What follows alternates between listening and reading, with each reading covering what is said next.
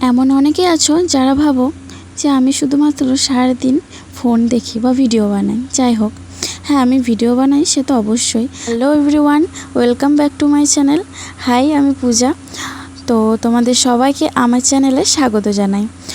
তো অনেকে মনে করো যে আমি শুধুমাত্র সারাদিন বসে বসে শুধুমাত্র ভিডিওই বানাই, কিন্তু না, তোমাদের এই ধারণাটা ভুল।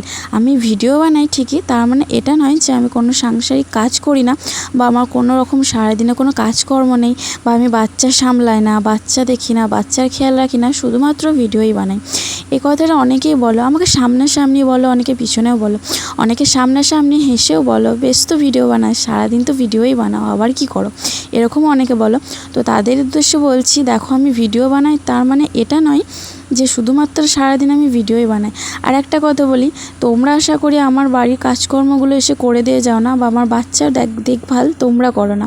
আমার বাচ্চার সমস্ত কাজকর্ম বা দুষ্টুমি সব কিছু আমাকে সহ্য করতে হয়। আর তোমরা তো জানো যে আমার হাজব্যান্ড কাজের সূত্রে বাইরে থাকে, তাই আমার বাচ্চার সমস্ত দায়িত্ব বা দেখভাল আমাকেই করতে হয়। তার মানে এটা বলছি না, তোমরা হয়তো অনেকে বলবে যে সমস্ত দায়িত্ব তুমি নিয়েছো বা তুমি দেখভাল করো মানে কি তুমি ইনকাম করে সব কিছু দেখো।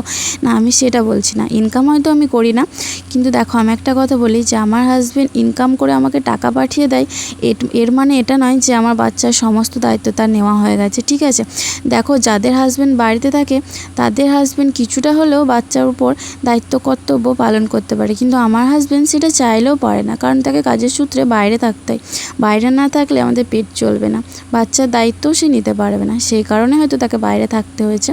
কিন্তু আমি যেটা বলছিলাম যে অনেকে আমাকে এমনভাবে বলো ভিডিও বানায় বলে, যেন ভিডিও বানানোটা খুব খারাপ কিছু কাজ। আজকালকার দিনে ফোন তো সবাই ইউজ করো।